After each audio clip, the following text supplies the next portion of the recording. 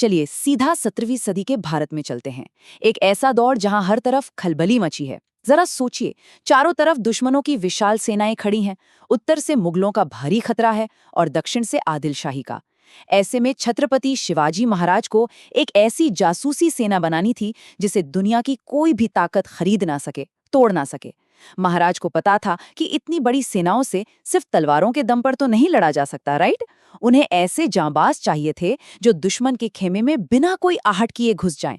तो चलिए इस ऐतिहासिक घटना और फोकस के इस कमाल के विज्ञान को डीकोड करते हैं। तो होता क्या है, पूरे मावल प्रांत में मुनादी करवा दी जाती है।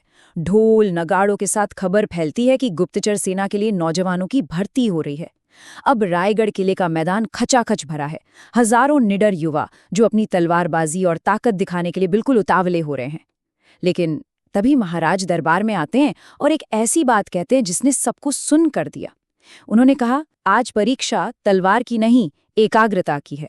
मतलब जो शूरवीर हंसते हंसते जान देने को तैयार थे, उनके लिए ये एकदम से एक अलग ही साइकोलॉजिकल चैलेंज आ गया था। कोई सोच भी नहीं सकता था ऐसा। ठीक है, चलिए इसे थोड़ा गहराई से समझते हैं। हिंदवी स्वराज्य का जो इतना बड़ा सपना था ना, वो सिर्फ डोले शोले या शारीरिक ताकत से पूरा नहीं हो सकता था। इस महायुद्ध के लिए ऐसे जासूस चाहिए थे जो घने जंगलों से लेकर दुश्मन के तंबुओं तक बिना एक भी पत्ता खड़काए पहुंच सकें।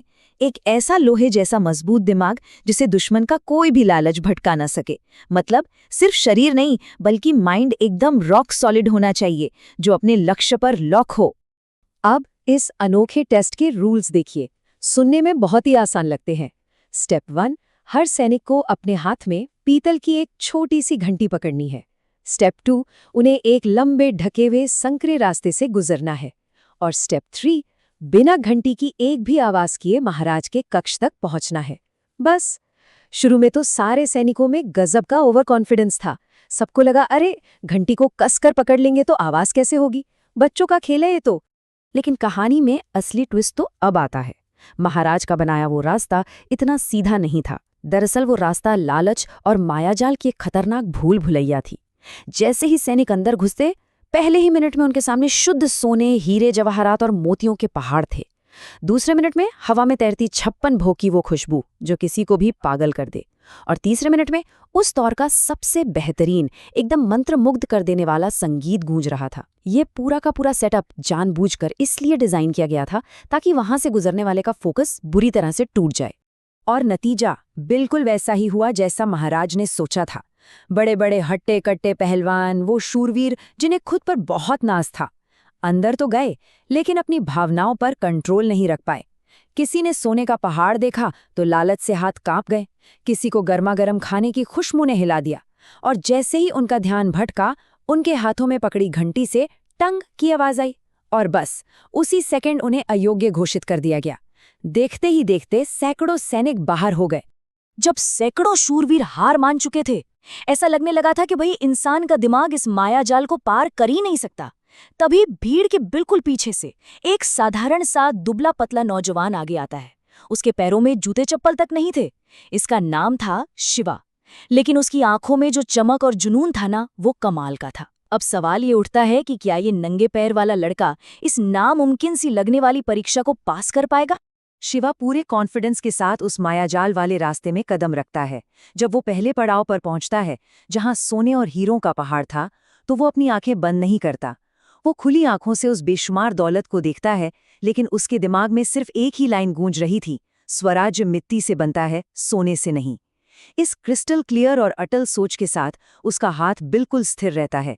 बिना घंटी बजाए वो दौलत के उस भारी मायाजाल को पार कर लेता है।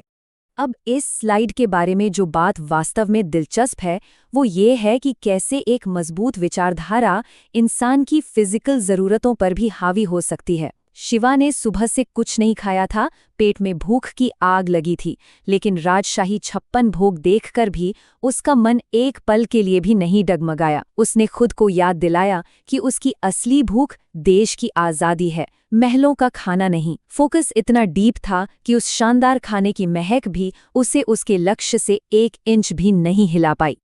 और फिर वो पहुंचा आखिरी पड़ाव पर, जहां वो मंत्र मुग्ध कर देने वाला संगीत गूंज रहा था। लेकिन शिवा के कानों में उस संगीत की जगह उन लोगों की चीखें गूंज रही थीं जो जुल्म सह रहे थे। उसने सोचा, जब देश गुलाम है तो कोई भी धुन खुशी कैसे दे सकती है। बस ये ख्याल आते ही उसका हाथ पत्थर की मूर्ति की तरह जम गया और बिना एक भी आवाज किए, एकदम सन्नाटे में वो महाराज के निजी कक्ष में पहुंच गया। घंटी से एक भी आवाज नहीं आई थी, पूरी तरह से खामोशी। और ये बहुत ही शानदार तरीके से दर्शाता है उस गहरे राज को जिसका खुलासा खुद शिवाजी महाराज ने किया। महाराज ने बताया कि बाकी सारे ताकतवर लोग फेल क्यों हुए, क्योंकि उनका सारा फोकस इस बात पर था कि रास्ते के अगल बगल क्या रखा है। उनका ध्यान सिर्फ डिस्ट्रैक्शंस पर था।